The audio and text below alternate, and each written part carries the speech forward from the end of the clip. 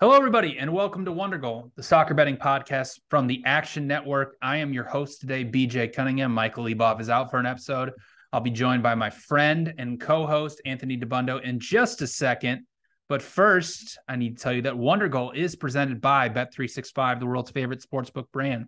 Sign up with promo code ACTION to get Bet365's exclusive sign-up offer in New Jersey, Colorado, and Ohio. Bet $1, get 200 free.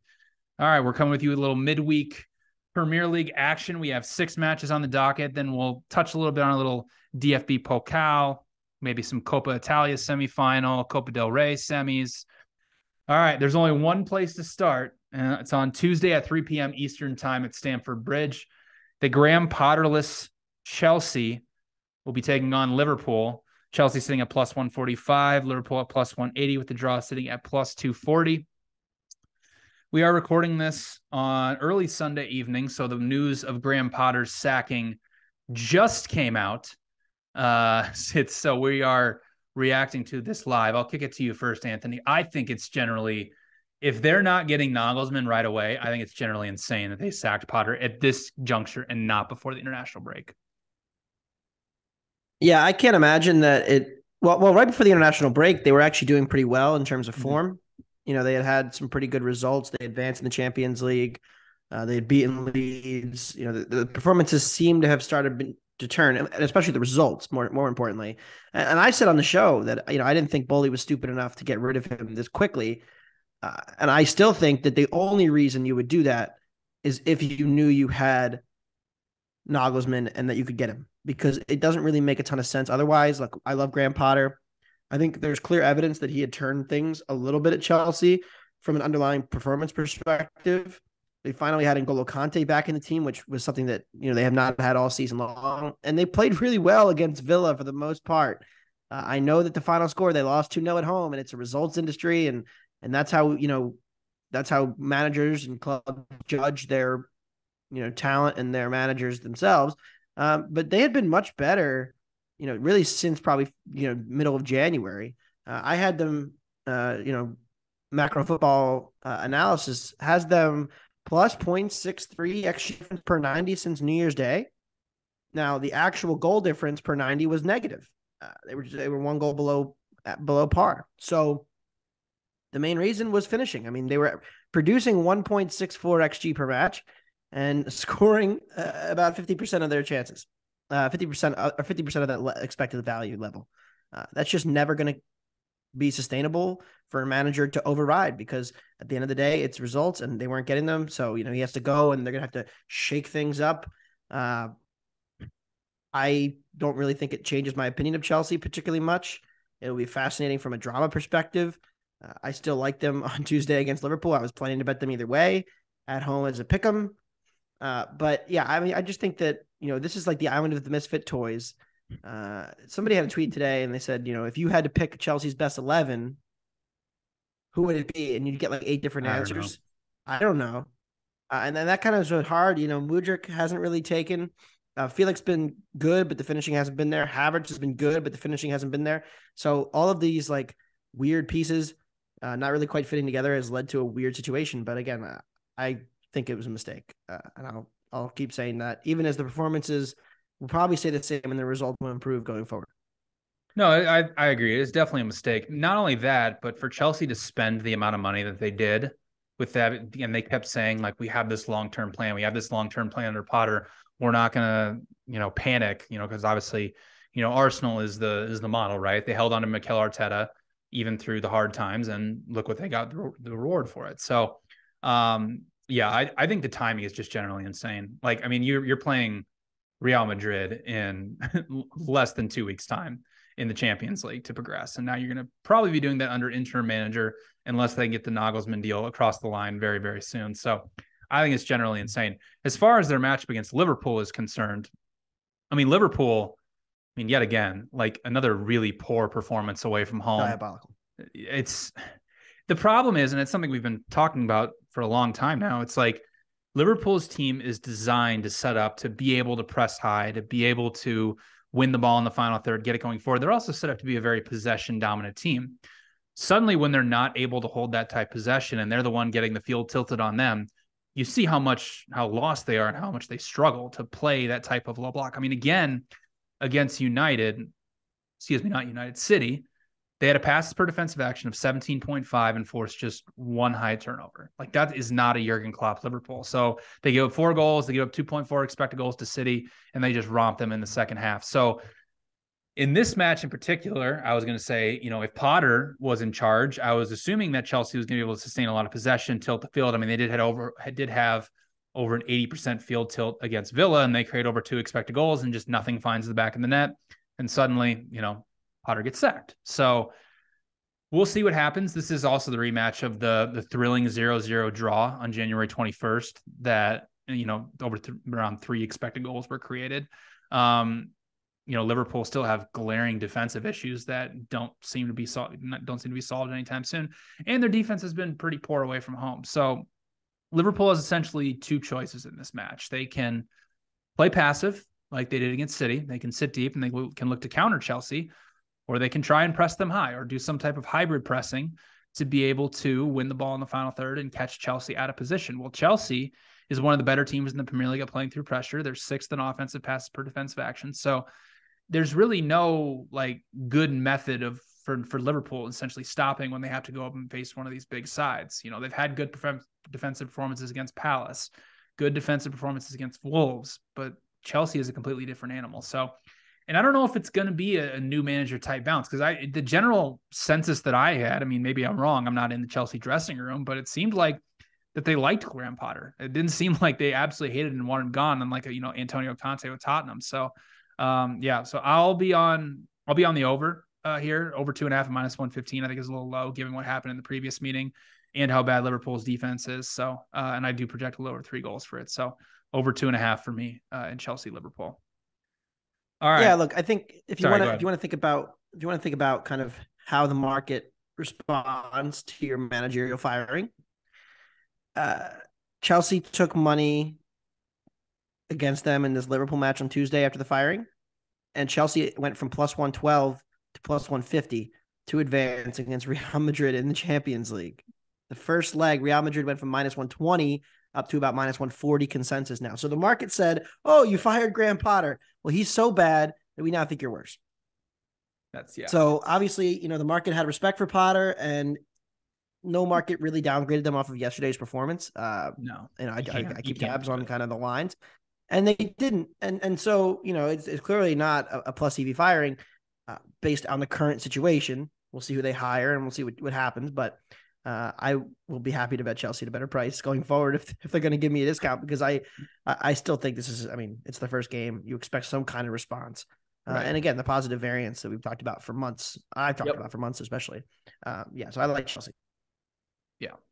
I mean, generally it's insane to spend the amount of money that they did under the assumption that it was going to be under what Graham Potter wanted, and then just to fire him essentially 2 or 3 months later. So generally insane, but you know what? This is world football. It's a results driven business. And we'll get to another manager that got sacked, because now we're up to 12 in the Premier League so far this season. All right, let's move on to one of my 6 Super Bowls throughout the season.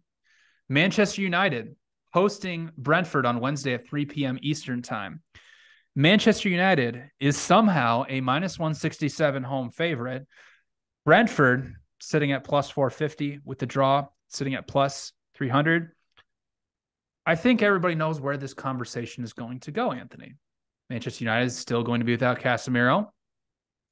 Brentford although they conceded a boatload of expected goals to Brighton, I didn't think they were overly that bad against them. So, but let's get your thoughts first on United Brentford. Well, you're going to take your victory lap. You're not going to take a victory lap? I mean, come on, people. I mean, what are we doing here? We know this, and I'll get to it in my notes, but United, they don't play up to competition. They've been dominating the bottom half of the table, and suddenly everybody thinks they're good. No. This team, I mean, they did absolutely nothing against Newcastle. 3 shots in the first 70 minutes, nothing of value. Oh, sorry. I'm way too biased, so I'll let you get your thoughts first. No, look, I watched every minute of the match today with a Man United fan, and that was a fun experience. But I think that it was very evident from very early on how bad McTominay and Sabitzer were in possession today. They were non-existent. Mm-hmm. And, United had 54% of the possession in this match, and it's not like they trailed the whole way. I mean, Newcastle didn't really score until, what was it, the 70th minute? They finally scored a 65th minute. So this was a very even game state. For the majority of the match, United had the ball. McTominay is so bad in possession. He had some value defensively, and he gets some shots, but he doesn't do anything on the ball. He doesn't show for the ball against pressure. Sabitzer and McTominay, this is from Mark our stats on Twitter too, they contributed less ball progression via the pass than Bruno alone. So it's like playing down a man with the ball. I mean, it essentially is, because they're about half of a player. And that's a huge problem against Brentford, because Brentford, we talked about this on the last episode. Heartbreak for Michael's plus 450 ticket to give a stoppage time penalty away on a handball. But I mean, there's almost another handball too. And it basically stopped the goal from happening. Yeah. So you can't complain. But, Brentford is very comfortable without the ball, and they've still yet to lose a match this season in which they've had less possession than their opponents. So why would I not back them at +1 here? I have to do it. And I'm probably going to regret it because I didn't get in on the United fate on the road. But Casemiro being out, huge loss. Fred coming off the bench, not sure he's fully fit at the moment either. And that's a big loss, relatively speaking, because now you're down Eriksen, who's so good as a passer, Casemiro, who's kind of the metronome of this team in the midfield, and then Fred, who, look, I don't think he's like a world-class player, but a good player for United. So when you take them all out, you have a big hole there. And I don't think that's going to work well against Brentford. So I will take the goal. Minus 118 is the best number I found out there right now. So I like the Bees. And it's Bees is a dog. We're all going to take it. Michael will probably bet the money line too. Yeah, no, I'll probably take the money line too. I mean, we talk about this all the time. And you said that very perfectly, that Brentford is so comfortable without the ball. They're so good at defending their penalty area. And, United, what's been happening consistently for them is, like, they're very, very good as a direct counterattacking style team. And you kind of saw it today, like you mentioned, where they actually held 54% possession and they tried to build up against Newcastle. Well, it didn't really work because Newcastle forced 9 high turnovers, and then they got them going in transition and then exploited them for about 2.8 expected goals. So now you get in a situation where Brentford, who is very comfortable at the ball, but that's not to say that Brentford just doesn't provide any resistance and they just let you into their final third to do whatever. Like, Brentford is still 8th in passes per defensive action. If we remember the last time these two teams met, albeit it was at the beginning of the season, so obviously a ton has changed since then, but Brentford pressed United high in build-up play, and they forced a bunch of mistakes from them. So now United's in a situation where they say, okay, we don't have Casemiro, who's our best transitional defender. The way that we have the most success is when a match becomes transitional, right? Like, they're very, very good in counterattacking opportunities. They're not very good when they're saying, okay, let's just build out from the back, especially without Casemiro. So if they're going to build out of the back and Brentford's going to press them, I mean, there's going to be so many opportunities in transition without Casemiro. I mentioned on the last podcast, with Casemiro, United's allowing 1.1 expected goals. Without them, it's 1.68. It's a massive difference for them defensively. And a lot of that has to do with in transition. And Brentford, if you're a first-time listener of this podcast, they are one of the best team. They are the best team right now, because Brighton has had some bad results, playing against the Big Six. This season, they are the only team outside of, obviously, the Big Six playing against each other, but the only team outside of the Big Six that plays the Big Six that has a positive expected goal differential, plus 0.8. And when you factor in also, like you mentioned, every match against the Big Six, they've held less than 40% possession, and they still have a positive expected goal differential. So they are perfectly fine not having possession and countering. United, a lot of their success, obviously they've been poor on the road. They've been much better at Old Trafford. But a lot of their success has come against the bottom half of the table. Against the top half of the table this season, they have a minus 5.8 expected goal differential. Like, they have not played well up to competition. So, and the splits for Brentford aren't as drastic, going versus at home versus away. They're +5 expected goal differential at home versus -1 at the road. Plus, I mean, Brentford's drawn Arsenal and they've beaten City on the road. Like, they've proven they can do it. So, yeah, I mean, this is a crazy price. I mean, let's think about this.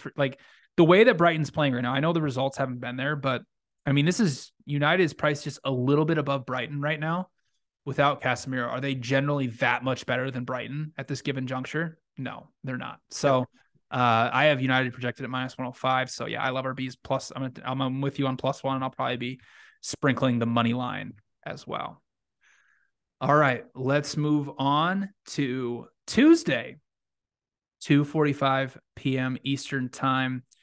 Bournemouth coming off that rousing 2-1 victory over Fulham. They're taking on Brighton. Bournemouth is a 5-1 home underdog. Brighton sitting at -188, with the draw sitting at +320. At these odds, as always, coming from our wonderful sponsor at Bet365. I'll turn it over to you first, Anthony. What do you have for Bournemouth Brighton? Yeah, so I'm going to pass here. I see your point that you're going to make in a second on why you like goals here, and I absolutely see it. I mean, Brighton has been an absolute juggernaut in the last 2 months, essentially. Since February started, they averaged the most expected goals for in the Prem, and it's not even that close. They're upwards close to 2.5 XG per 90. The next closest is 2.3. That's Supernova stuff. Now they're playing one of the 2 or 3 worst defenses in the Prem by most numbers, except for goals allowed. And so I think that, you can look at this Bournemouth team and say, how do they stop them? They've conceded, like I said, they're actually the most expected goals allowed in the league this season. So I don't see a ton of things here. It's not as if Brighton is particularly overvalued. The number's about right for me. The total's a little low. I lean toward the over with you, but I have not bet this match. I will be on over 2.5 goals at, you can find it at -106 as the best price. I mean, you mentioned, Brighton's just an absolute offensive force. I mean, some XG models had them creating 4.5 expected goals against Brentford. That is insane to think about how good that is. Obviously, there's a penalty in there, but it just goes to show you how good they are offensively and how many numbers they commit forward under De Zerbi. Against the bottom half of the table this season, they're averaging 1.9 expected goals in 11 matches. That's insane. I mean, this is also, the previous match was Brighton won at the very end, 1-0 on a Matoma late winner. But I mean, they did essentially to Bournemouth what they just did to Brentford. I mean, they held over 70% possession. They had a field tilt over 75% and created 2.2 expected goals. But the thing with De Zerbi and what happened against Brentford, which I'm starting to think that like Bournemouth is like this Brentford junior. They're obviously not as good or even close to it, but the style of play and how they're able to create these chances are kind of reminiscent of what Brentford's doing. I mean, in that match, they still created 1.1 expected goals against Brighton, and it's because De Zerbi's style of play is uber aggressive, and it leads them vulnerable in transition defense. Now, they have Caicedo, who's an incredible transition defender, and it helps them, but the numbers they are committing forward to try to create overloads, to try to break down these low blocks, it does leave you exposed if you commit that many men forward. Bournemouth, I mean, they cooked Fulham. They created 2.6 expected goals. I believe that is their best expected goal output of the entire season. Maybe the match against Everton right before the World Cup break might have been a little bit more. But since January 21st, the Cherries have created 9.6 expected goals in 8 matches. Like that is halfway decent for what is supposedly the worst offense in the Premier League. And they just do such a good job of creating these 1 or 2 great chances per match. So, they're a top 5 XG per set piece team now. Brighton, I mean, they're a bottom 5 set piece defense. They conceded 1 against Brentford. They haven't been that good against them. And Brighton, honestly, their transition defense hasn't been that great either. So I think this is a good spot here for some goals. I project a little over 3 goals for this match. So I like over 2.5 at -105. All right, let's move on to a Midlands derby. Leeds taking on Nottingham Forest. Leeds is sitting at -125. Nottingham Forest sitting at +350, with the draw sitting at +260. This match is on Tuesday at 2:45 p.m. Eastern time. I got nothing on this match. I think Leeds is properly priced here. Leeds worries me a little bit without Tyler Adams. But, Nottingham, I have no interest in playing Forest on the road, who still, I believe, has just still scored only 3 goals on the road. So I will be passing. Do you have anything for Leeds Nottingham Forest? I do not either. I am passing here. My first non-bet on Leeds in like 3 years. But what's interesting, I don't know if you watched Saturday, BJ. I did. The 10 a.m. window. Leeds almost scored in like 11 seconds in. Mm-hmm. they had a chance I that know. that Ramsdale had to make a good save on. Yeah. I was getting ready to take a very premature victory lap. They made us sweat it. We got our goal. Another Arsenal BTTS cash Yep. fading that defense in a game that was not competitive otherwise. But yeah, no, I've got nothing here. I think, yeah, I don't want to bet Leeds as a minus 125 favorite against anybody in this league right now, given their defensive issues. Wober remains out with an injury. That's a problem. And so I will sit this one out, and we can move on to the other matches, which I have more to say about. Yeah, let's move on to one of the other managers who just got fired on Sunday. Leicester taking on Aston Villa Tuesday at 2:45 p.m. Eastern time. Leicester is sitting at a plus 150 home favorite. Aston Villa at plus 180 with the draw at plus 230. For 4 years, Brendan Rodgers has been sacked. Again, the timing, it said mutual consent. The timing's very weird considering how bad Leicester started the season. And he probably should have been sacked when they were sitting at the bottom of the table. But everything I read was that they couldn't afford to sack him.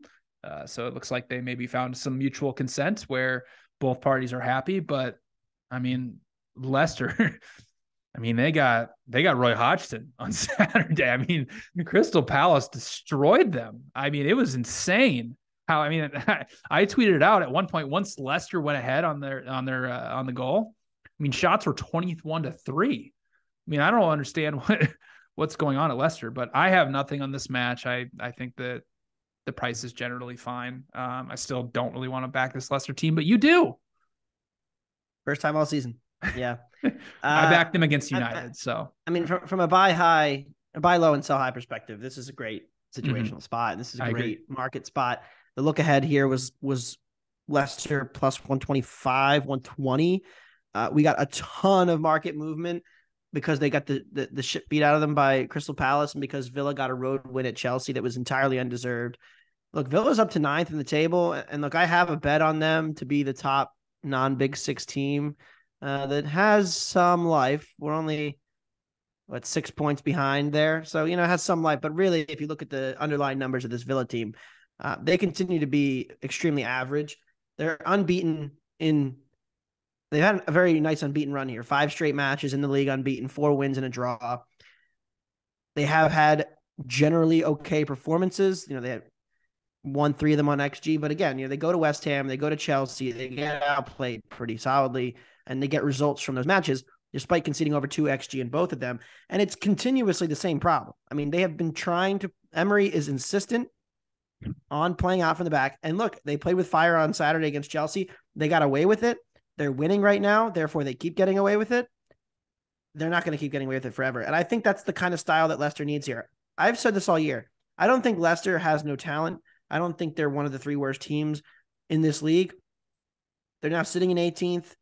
I think what happened is it got stale. And I know it's a narrative thing, and it's what you hear all the pundits will say about Rodgers Leicester, but you could almost see it about halfway through last season that the cliff had just come for Vardy, and they had no other real answers for that. And the defensive regression was very real. And I think that will get fixed for one game for the short term. They do need some squad refreshing. I'm not saying Leicester's going to go on a big winning run now, but at home as a pick'em against Villa, they're only marginally worse than Villa as a team. I'm going to take them here. I'm going to buy low on a team that has not gotten a result in 5 matches and against the team that has gotten a result in 5 straight. Yeah, no, it's, so, and the reverse time all year. Yeah, I mean, you're mentioning the reverse fixture. I mean, Leicester pressed them high and caused all sorts of problems. And that was the reason why they won 4-1. It was all just Aston Villa playing out of the back and just counterattacking opportunities. So yeah, I mean, I don't hate it. I mean, from a situational spots standpoint, it's probably as good as you're going to get for Leicester for the remainder of the season. So, all right, let's move on to the final match of the 6-match slate. This is Wednesday at 3 p.m. Eastern time. West Ham off their 1-0 win against Southampton. They are plus 260 against Newcastle, who is a plus 115 road favorite, with the draw sitting at plus 225. I was going to pass on this, and then now Newcastle is starting to take some money. So now I'm starting to rethink maybe a bet on West Ham. I do have Newcastle at, playing plus 140, plus 136 to be exact. So if you give me West Ham minus 125, minus 120 or better, I'll probably end up taking it. The problem I have with this is that, and I mean, listen, the reverse fixture, West Ham played them very, very evenly. I believe it was one of those matches we were all on West Ham when it was at Newcastle. +1, yeah. Yep, Newcastle scored in the 3rd minute. And then from that point on, they only were able to create 0.7 expected goals. I mean, this West Ham team did a great job of controlling the match against Southampton on Sunday. They got the goal in around the 20th minute. And then from that point on, I mean, Southampton had one big chance at the end. But other than that, West Ham controlled a lot of possession and controlled that match very, very well. So I don't hate a look at West Ham here, +0.5, especially at home. They're still desperate. They still need to get out of the relegation zone. While Newcastle, one of the biggest home road splits teams in the Premier League. So generally, it is a decent spot here for Newcastle. So I will be on West Ham if the market continues to take money or Newcastle continues to take money. Other than that, I'll probably end up staying away. Do you have anything for this match? Yeah, I agree. It's West Ham or nothing here. I am waiting a little bit. Like you said, the market did move heavily toward Newcastle. I mean, how could it not after the performance of their season? But, you have the biggest win, arguably, of your entire season. Then you have to go on the road against a very scrappy, good defensive West Ham team. And Newcastle, as a road favorite in this league, still has flaws because they don't commit numbers forward. They don't take a lot of chances. They don't break down settled possession or settled defenses all that well. They want to have high turnovers. They want to, get numbers advantages. And you're just not going to get that against this passive Moyesian style. So it's West Ham or nothing. If it gets to, like you said, I agree with you 100%. My number is pretty close to yours.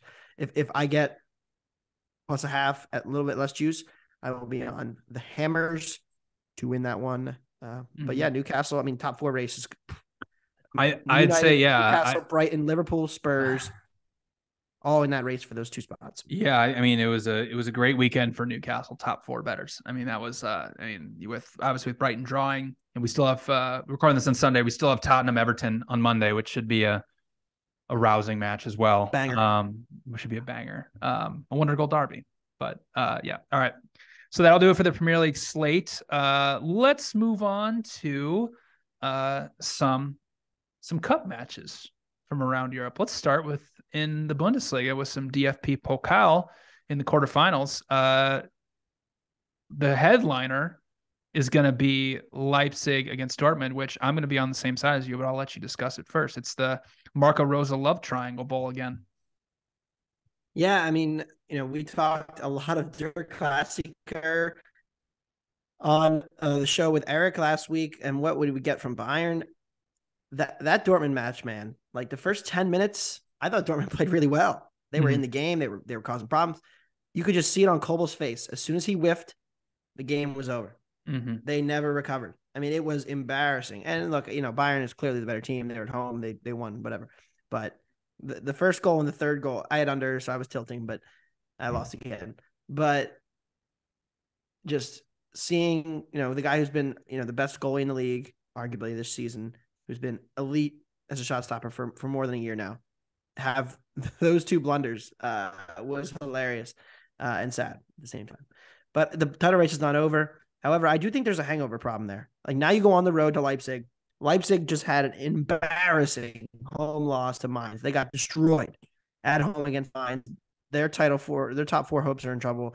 This is a revenge angle. This is a get right spot for Leipzig. They're still a better team in my power ratings. They're at home, and they're only a +130 under favorite on the money line. So I have value on them here. I'm taking them here. If you go back to the last meeting, which had just happened in Dortmund, Leipzig struggled a little bit with some direct stuff over the top, but the regular play moments, the midfield exchanges, getting the ball in the other team's penalty area, it wasn't even really close how much better Leipzig was than Dortmund, and that was at Dortmund. So coming home in the Pokal, I think this is a good spot. I think Leipzig had this one circled. I think they were flat coming off the break. And I think there is definitely a type of a hangover that comes for Dortmund after getting embarrassed like that. I don't necessarily think there's a bounce back here from them. So I like the spot and the number for Leipzig at home. Yeah, you mentioned that. I agree. I'm going to be on Leipzig as well. I project them at -111. So I'm projecting pretty decent value on here at home. And even that previous meeting, I mean, Dortmund did win 2-1, but I mean, Leipzig won on expected goals 2.2 to 1.2, and Dortmund had a penalty. Like they created nothing Yeah. from open play. So, Leipzig, I mean, towards the end of the match, I mean, Leipzig outshot them in the second half 14-3. Like it was a completely dominant second half performance. And again, like you mentioned, embarrassing home performance against Mainz. Dortmund, obviously that was their Super Bowl. They needed that one to I would think to have any shot at winning the title. Obviously the title race isn't over. They still have a shot. We still have a shot, but that was that was they're worse. Yeah, exactly. So but yeah, I mean Marco Rosa against his former team. We'll see again. But no, I agree with you. This is a good Leipzig spot here. A Leipzig team that also is very, very good on set pieces, and Dortmund's still having problems with those. So it's also a decent Frankfurt spot. They're at home. I know. I saw that too. It's gross. It's gross. Very gross. But Frankfurt beat the shit out of them a couple weeks ago and lost in true Union form. And Eintracht comes home now. Similar price to this one. Union, has this real Europa League thing going. They're out now, but yeah, I mean they're more focused on top four, I think, than the Pokal. True. Yeah. But they're more focused on, I think, on the Bundesliga. But I don't know. But I don't want to bet Frankfurt because I don't like them either. It's a luck box bowl, but Frankfurt does have the better underlying numbers and is at home, so it could be a good Frankfurt spot. Yeah. All right, let's move on to let's move down to Italy. The Coppa Italia semifinals. You have something for us in these semifinal matches. Yeah, I keep going back and forth between betting on and against Inter Milan. I bet on them. They lost. I bet against them. They lost. So I'm betting on them again on the road at Juventus. Plus 135, draw no bet. I bet it this morning. I just think that's a wild misprice. I'm expecting a very conservative approach from both managers. Really, the biggest problem has been the finishing. I mean, Martinez and Lukaku have been brutal in front of goal for the last month, and it has cost them. They just can't score. I mean, when your entire attack is built around getting good shots for those two guys, you get those good shots and they don't finish them. You run into the problem they have now where, against Porto in the Champions League, they squeaked by because they couldn't finish anything. They get rolled by Juventus and then they lose to Fiorentina in a match they were the better side. So eventually positive regression is coming for these two. I don't expect Lukaku and Martinez to miss forever, and I like them better than Inter or Juventus. So even on the road, I like them in this spot. Draw no bet plus 130. Should be a good matchup. It's fun because you get to it's like a cup week and there's all these pretty high profile matches, including the one we're going to talk about next. Yeah, I read something at Ghazi's got 3 matches to save his job. So Inzaghi's done. I think at the end of the year either way. Yeah. Unless they win the Champions League. Right. But which means who's coming back then, right? I don't think Conte goes back to Inter. Oh, of course he comes back to Inter. Come on. I don't think so. We'll see. I saw they were targeting De Zerbi as well. I'm like, everybody wants De Zerbi now. Stay away. That makes a lot of sense. Stay away from De Zerbi. Let him stay at Brighton for one more season. But yeah, we'll see. All right, let's move on to another cup semifinal down over in Spain. The Copa del Rey semifinals. We have an El Clasico between again. What is this? Third El Clasico in a month. It was this the 6th meeting between these two so far this season. Actually, I think it is the it should be the meeting. 5th, right? Yeah. Okay. 2 league meetings, 2 cup meetings. This will be the 3rd cup meeting. Barca's cooking them of late. They've won 3 in a row. Yeah, Barcelona has been cooking as of late. They do have a 1-0 aggregate lead over Real Madrid. Let's talk about that match really quick because Barcelona, after they just played 2 weeks ago right before the international break in La Liga, Barcelona sitting at plus 108, Real Madrid at plus 240 with the draw sitting at plus 245. This is generally the same price that they were 2 weeks ago, and they won that match 2-1. It was, I thought a pretty deserved Barcelona win. I have them projected at plus 105, so I don't really see much value on it. Over under is sitting pretty much priced at, minus 110 both ways. So I think it's just generally fairly priced, just like it was 2 weeks ago. Do you have anything for Barca, Real Madrid though? Yeah, I mean, I bet the over 2 weeks ago. And I still do like the over here a little bit. Not as much in the cup match just because, we saw Barca. So the first leg last month, Real was minus 110 at home. You flip it. Now it's Barca. I project Barca a little bit more of a favorite too. I have them minus 108, but Barca went with a very conservative approach. They didn't even really want the ball. They didn't even have Lewandowski. They played Ferran Torres as the lone striker. basically sat extremely deep and said, let's just get the point. Now they come home. Real has to go for it. I think they're going to have more of the ball again just because of the game state. I think that Barca could just defend and try to shut it down. This Barca defense has run like gods all year, and Real's transition defense remains flawed. So, yes, I see the case for the over. Probably wound up sitting this one out, but if you had to bet it, it would be the over again for me. I mean, like I said, I bet it 2 weeks ago. There were over 2.9, I think, XG, and it was a very controversial VAR that went off that screwed it as well. But it was a clear over, and I would look that way again. Well, the other semifinal match is one I'm actually very intrigued by. Bilbao and Osasuna. I love both teams to score no at -148. I mean, there's just no reason that both teams to score no should be sitting below -150 in a match between these two teams. Osasuna has created over one expected goal in one match since November 8th of 2022. It's been that bad offensively. They have not scored for 4 matches. The last time they scored was in the first leg against Bilbao at home. They won the match 1-0, despite creating around 0.7 expected goals. These are 2 of the best defenses in the in La Liga at preventing you from getting into the penalty area. You know, Osasuna's defense has regressed a tad bit. You know, they've conceded over 1 expected goal to Vigo, Valencia, and Villarreal as of late. But they have a 1-0 aggregate lead. So it's going to be a very, very defensive approach. They're just going to defend their penalty area. They are top 5 in La Liga in final third to penalty box conversion rate. So allowed. So, you know, Bilbao is obviously an amazing offense. They're very, very good in counterattacking opportunities, but asking them to have the ball, control a ton of possession against this Osasuna team, not really what they want to do. So given how bad Osasuna's offense has been and the fact that it's going to be a very, very passive approach for them. And even if they concede, I mean, the game plan doesn't change at all. They're going to have to concede 2 before they actually come out of their low block and actually try to get forward and actually, you know, put this game away. So given how bad their offensive performances have been, I think both teams to score no at -148 is far, far too low. Should be probably around -175. All right. That'll do it for this episode of Wonder Goal. Thank you all for tuning in. All 3 of us will be back on Wednesday along with Eric Winalda to preview the weekend slate. As always, rate it 5 stars. Tell us how much we suck. I don't care. Please give us a 5-star review. It really goes a long way for us. And good luck with your wagers in the midweek. We'll see you all on Thursday.